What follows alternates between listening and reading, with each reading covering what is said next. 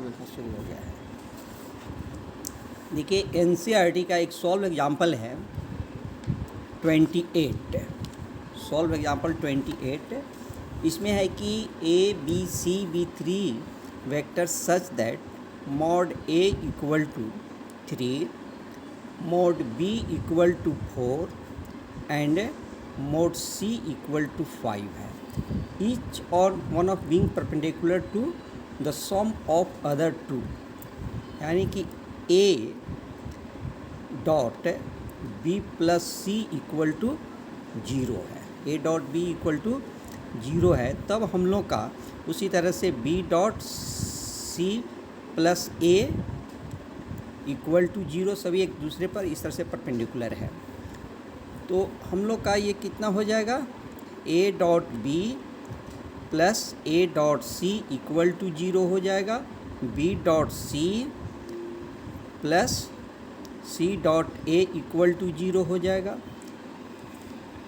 तो हम लोग को इसका वैल्यू फाइंड करना है। ए प्लस बी प्लस सी, इसका वैल्यू फाइंड करना है। इतना इक्वल टू स्क्वायर कर देंगे तो A plus B plus C का स्क्वायर हो जाएगा। This equal to mod A square plus mod B का स्क्वायर प्लस मॉड सी का square plus 2 A dot B plus B dot C plus C dot A, इतना हो जाएगा। और हम लोग इसको जो है इतना इक्वल टू हमारा दिया हुआ है, ये 9 हो गया प्लस 16 हो गया प्लस 25 हो गया। अब प्लस यहाँ पर इसको हम लोग इस तरह से लिख सकते हैं, A dot B plus A dot B plus B dot C plus B dot C plus C dot A plus A dot B A dot C. इसमें हम लोग अब क्या करते हैं कि ए डॉट कॉमन लेते हैं तो कितना हो जाएगा, इसमें का बी और इसमें का सी, बी प्लस सी हो गया। उसी तरह से हम लोग बी डॉट कॉमन लेते हैं तो इसमें का ए बचेगा और इसमें का ए बचेगा और बी और कहाँ पर है, और इसमें का सी बचेगा। उसी तरह से सॉरी यहाँ पर कितना हो जाएगा 50 प्लस इतना हो जाता है यहाँ पर। उसी तरह से C dot A plus B हो जाएगा। अब ये सभी हमारा 0 है तो कितना हो जाएगा, दिस इक्वल टू 50 हमारा आंसर हो जाएगा। तो 50 हो गया तो ए प्लस बी प्लस सी कितना हो जाएगा, रूट अंडर 50 यानी कि 5√2। एक बहुत इंपॉर्टेंट क्वेश्चन है, इसको ज़रूर आप लोग करेंगे, इसमें कहीं दिक्कत नहीं हुई है ना। देखिए एक नेक्स्ट क्वेश्चन है, ठीक इसी तरह का है कि 3 vectors A B, question number 29। आप लोग को एनसीईआरटी पर पूरी तरह से सब पर कमांड कर लेना है। एनसीईआरटी के साथ कोई तरह का मैक्सिमम क्वेश्चंस आपके इसी से रहेंगे। A B C satisfy the condition, यहाँ पर A plus B plus C equal to 0 vector दिया हुआ है। तो हम लोग का mu equal to A dot B plus B dot C plus C dot A का वैल्यू फाइंड करना है, जबकि mod A equal to 1, mod B equal to 4 and mod C equal to 2 दिया हुआ है। इसको हम लोग दोनों साइड में स्क्वायर कर देते हैं तो क्या हो जाएगा, ए प्लस बी प्लस सी का होल स्क्वायर इक्वल टू 0 हो जाएगा। अब दिस इक्वल टू हो जाएगा मॉड ए का स्क्वायर प्लस मॉड सी का square plus 2 A dot B plus B dot C plus C dot A equal to 0 हो गया। अब हम लोग का इसका वैल्यू जो दिया हुआ है मैग्नीट्यूड का, उसको रखेंगे तो 1 + 4 का स्क्वायर प्लस 2 का स्क्वायर प्लस 2 इतना इक्वल टू हमारा म्यू दिया हुआ है, तो 2 म्यू इक्वल टू 0 हो जाएगा। तो म्यू इक्वल टू कितना हो जाएगा, 1621/2 हो जाएगा। इस तरह से म्यू का वैल्यू हम लोग फाइंड करेंगे, -21/2। तो ये भी क्वेश्चन चूँकि एनसीईआरटी का है इसलिए काफ़ी इंपॉर्टेंट है। और ये जो क्वेश्चन है क्वेश्चन नंबर 30, ये बहुत ही इम्पॉर्टेंट क्वेश्चन है। क्वेश्चन नंबर 30 जो है काफ़ी इम्पॉर्टेंट क्वेश्चन है। इसमें है क्वेश्चन नंबर 30 में देखिए है कि with reference to the right handed system, इसके देखने की ज़रूरत नहीं है, आपको यहाँ से आइए। अल्फ़ा इक्वल टू दिया हुआ है 3i - j, beta equal to दिया हुआ है 2i + j - 3k। Beta equal to इतना दिया हुआ है। हम लोग को express beta in the form, यानी कि बीटा इक्वल टू दिया हुआ है बीटा 1 प्लस बीटा 2 दिया हुआ है। यहाँ पर बीटा 1 पैरेलल टू अल्फ़ा है, यानी कि beta 1 equal to lambda alpha मान लेते हैं, and beta 2 perpendicular to alpha है, यानी कि beta 2 dot alpha equal to 0 है। इतना हमारा दिया हुआ है। तो हम लोग का यहाँ पर beta equal to gamma alpha, तो इसमें हम लोग बीटा 1 और बीटा 2 का वैल्यू को हम लोग को फाइंड करना है। बीटा 1 क्या होगा, बीटा 2 क्या होगा। क्या श्रेया, बहुत लेट तक सो रही हो। देखिए यहाँ पर हम लोग का beta equal to beta 1 plus beta 2 दिया हुआ है, तो और beta 2 dot alpha equal to, यहाँ पर हम लोग इसको हम लोग बीटा 1 को हटा देते हैं। तो बीटा 1 को हटाएंगे तो क्या हो जाएगा, यहाँ पर beta 1 equal to beta minus beta 2 equal to gamma alpha हो गया। यहाँ से हम लोग क्या लिख सकते हैं, beta 2 equal to beta minus gamma beta 1 हो गया।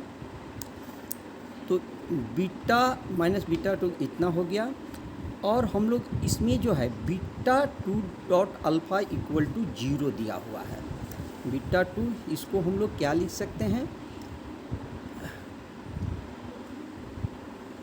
Beta 2 beta minus beta 2 equal to gamma into alpha हो गया, और बीटा 2 अल्फ़ा इक्वल टू 0 है। यहाँ पर हम लोग दोनों साइड में अल्फ़ा के रिस्पेक्ट में डॉट प्रोडक्ट लेते हैं, तो beta dot alpha minus beta 2 dot alpha equal to alpha का होल स्क्वायर हो जाएगा।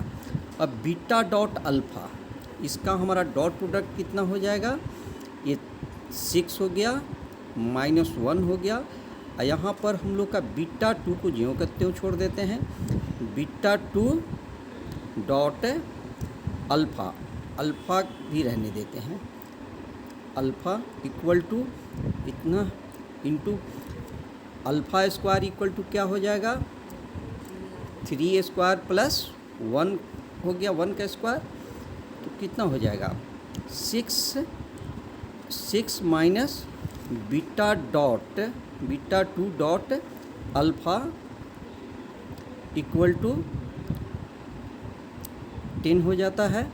यहाँ पर दिया हुआ है यहाँ पर कि beta 2 dot alpha equal to 0 दिया हुआ है, तो 6 माइनस 0 इक्वल टू इतना हो गया। तो लेमडा इक्वल टू क्या हो जाएगा, 3/5। लेमडा इक्वल टू मिल गया। अब हम लोग का अब बीटा 1 इक्वल टू कितना हो जाएगा, 3/5 अल्फ़ा। यहाँ से हम लोग का बीटा 1 का वैल्यू मिल गया, और इससे जो इसमें रखेंगे तो बीटा 2 का वैल्यू यहाँ से हम लोग अब फाइंड कर सकते हैं। बीटा 1 इक्वल टू इतना हो जाएगा, और बीटा 2 इक्वल टू कितना हो जाएगा, बीटा माइनस बीटा 1। यहाँ से बीटा 1 का वैल्यू लाकर फिर यहाँ पर रखेंगे तो हमारा सभी का, या इसको हम लोग लिख देते हैं बीटा -3/5 अल्फ़ा। अब हम लोग यहाँ पर अल्फ़ा का वैल्यू मालूम है, यहाँ पर बीटा का मालूम है, अल्फ़ा का वैल्यू मालूम है, तो इस तरह से बीटा 1 और बीटा 2 का वैल्यू हम लोग फाइंड कर सकते हैं। इसका कैलकुलेशन आप लोग खुद कर लेंगे। एक इम्पॉर्टेंट सम है, ठीक है, नहीं क्लियर हुआ? ऐसे देख लीजिए फिर से एक बार, यहाँ पर जो है हम लोग इसका कोई ज़रूरत नहीं था, इसको बाद में हम लोग यूज करेंगे। अल्फ़ा यहाँ पर बीटा इक्वल टू दिया हुआ है बीटा 1 प्लस बीटा 2, यहाँ से देख लीजिए। इसके बाद फर्दर दिया हुआ है कि beta 1 equal to gamma alpha दिया हुआ है, और यानी कि बीटा पैरेलल टू अल्फ़ा है, और beta 2 dot alpha equal to 0 है, एक दूसरे पर परपेंडिकुलर है। तो हम लोग का ये हमको प्रूफ करना है। तो यहाँ पर क्या करते हैं हम लोग कि बीटा 1 को क्या लिख सकते हैं, बीटा माइनस बीटा 2 लिख सकते हैं इक्वल टू, अब दोनों साइड में हम लोग अल्फ़ा के रिस्पेक्ट में डॉट प्रोडक्ट ले लेंगे, तो alpha dot beta minus alpha dot beta 2 equal to alpha lambda alpha का होल स्क्वायर हो जाएगा। इतना का हम लोग वैल्यू फाइंड किए थे तो 6 आ गया था, और ये हमारा 0 हो गया था, लेमडा इंटू ये इसका 10 हो गया था। तो इस तरह से लेमडा इक्वल टू कितना हो गया, 3/5 आया था। इसके बाद जैसे बताया गया तो उसी करके आसानी से आप लोग निकाल सकते हैं, ठीक है। देखिए नेक्स्ट क्वेश्चन है इसमें का, तो एक्सरसाइज खत्म हो गया। अब एक्सरसाइज का कुछ देखिए प्रॉब्लम है, ऐसिका का कुछ डाउट है इसमें। क्वेश्चन नंबर 10 में डाउट है, 10 में है कि the 2 adjacent sides of a parallelogram, पहले आप पैरेललोग्राम इस तरह से बना लें,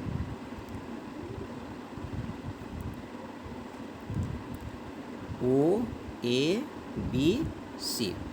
यहाँ पर ओ ए इक्वल टू दिया हुआ है, O A equal to 2i minus 4j plus 5k, and O B equal to दिया हुआ है i minus 2j minus 3k दिया हुआ है। इसके बाद हम लोग को find the unit vector parallel to its diagonal, also find its area. देखिए एरिया यदि फाइंड करना होता तो हम लोग को यहीं पे एरिया जो है, area equal to, second part हम पहले बता देते हैं, area equal to O A cross O B हो जाता।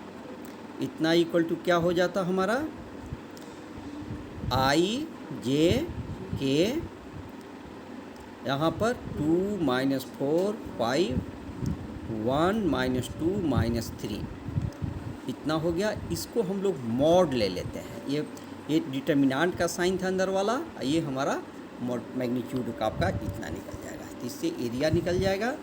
अब हम लोग को यूनिट वेक्टर अलोंग डायगोनल लेना है। देखिए ये और ये दोनों इक्वल है, ए और ए दोनों इक्वल है, इसको हम लोग ज्वाइन कर देते हैं। तो ओ सी इक्वल टू क्या लिख सकते हैं, ओ ए प्लस ए सी लिख सकते हैं, और ये दोनों इक्वल वेक्टर है। ओ बी इक्वल टू, यहाँ पर O B equal to O A C है, and O A equal to B C है। तो यहाँ पर हम लोग इससे रख करके ओ ए रख करके दोनों को ऐड करने पर कितना हो जाएगा, 3i minus 6j plus 2k, इतना हो गया।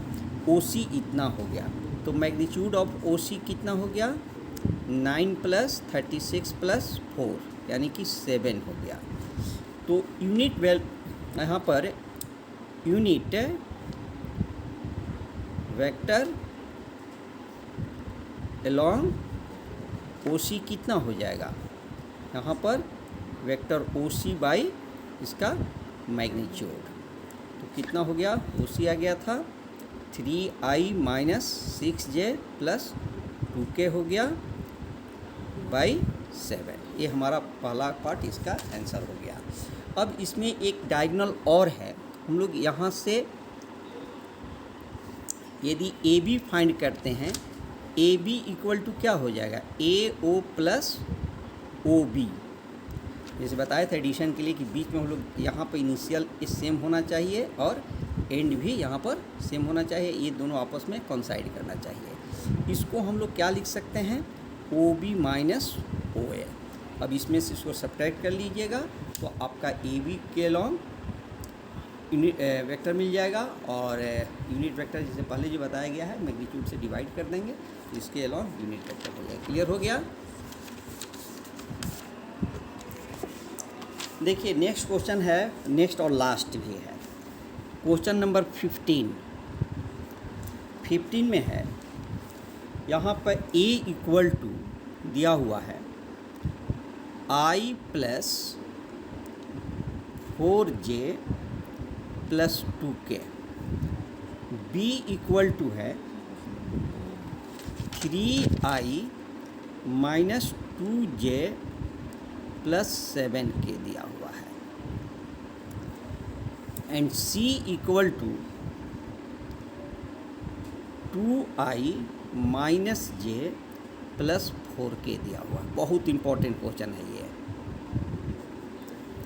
तो हम लोग का फाइंड वेक्टर d, हम लोग d equal to what, vector d equal to what which is perpendicular to both a and b। हमारा d जो है a और b पर दोनों पर ही परपेंडिकुलर है, यानी कि हमारा जिसे पहले बताए थे कि a क्रॉस b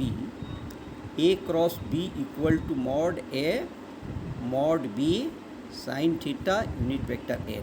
तो n जो था हमारा a पर भी परपेंडिकुलर था और b पर भी परपेंडिकुलर था।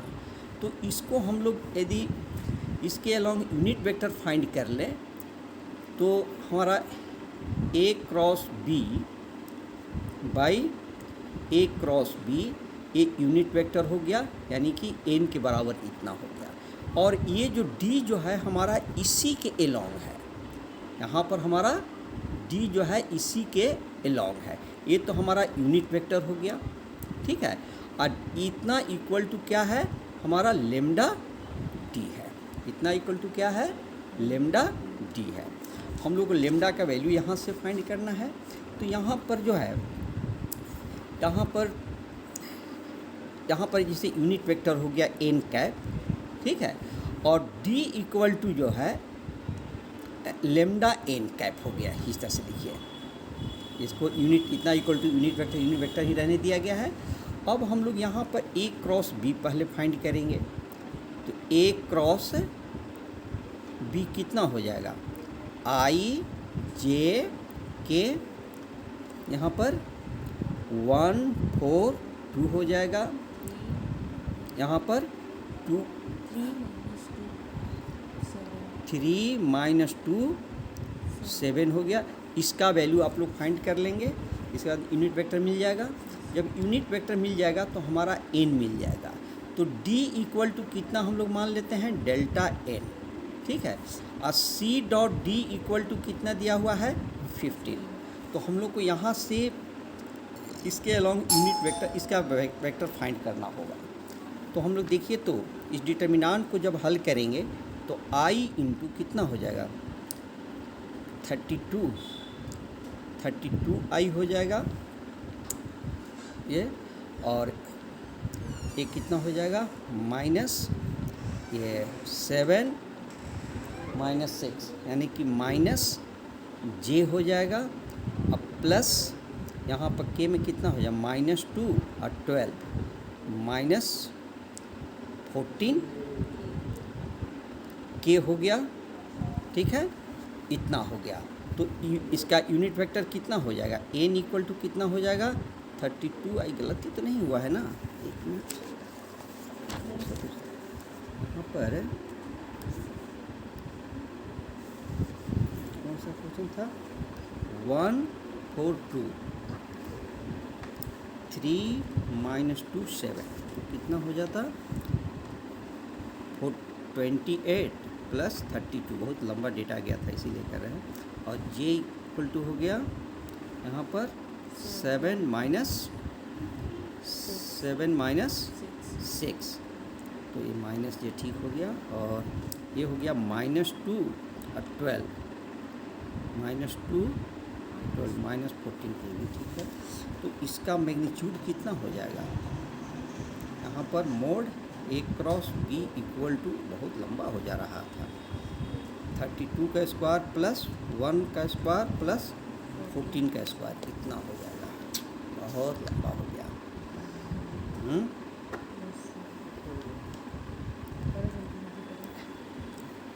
देखो तो कितना आता है, सिंप्लीफाई करो तो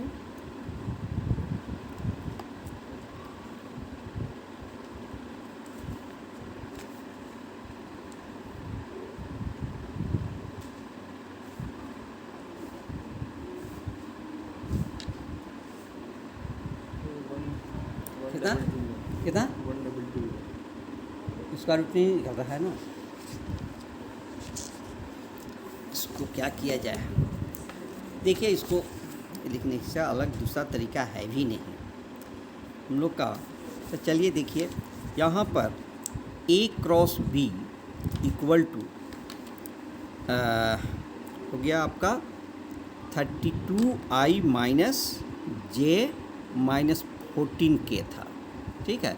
इतना इक्वल टू डी लेमडा मान लेते हैं। इतना को क्या मान लेते हैं? डी लेमडा, चाहे इतना इक्वल टू लेमडा मान, इसी में लेमडा से मल्टीप्लाई कर देते हैं, लेमडा हो गया। इतना इक्वल टू हमारा डी हो गया। और यहाँ पर C dot D equal to कितना दिया हुआ है? 15 दिया हुआ है। और सी कितना था? 2i minus J plus 4k lambda dot कितना हो गया? डी हमारा कितना गया था? 32i minus J minus 14k equal to 15 हो गया। अब ये कितना हो जाएगा? लेमडा इंटू ये 64 हो गया प्लस 1 हो गया, और ये माइनस 56 हो गया ना, 4 इतना इक्वल टू 15 हो गया। ये क्या हो जाएगा? लेमडा ये हमारा हो गया 65 में से 56 घटाएंगे तो कितना बचेगा? 65 में से यानी कि हमारा 9 हो जाएगा। 9 इक्वल टू 15 हो गया, तो लेमडा इक्वल टू क्या हो जाएगा? 5/3। तो डी इक्वल टू कितना हो जाएगा हमारा? वही डी इक्वल कितना माने थे ना, 5/3 32i minus J minus 14k। देखिए तो है इतना आंसर। ये आप लोग का लास्ट ये क्वेश्चन हो गया। अब चलिए इसको बंद कर दीजिए।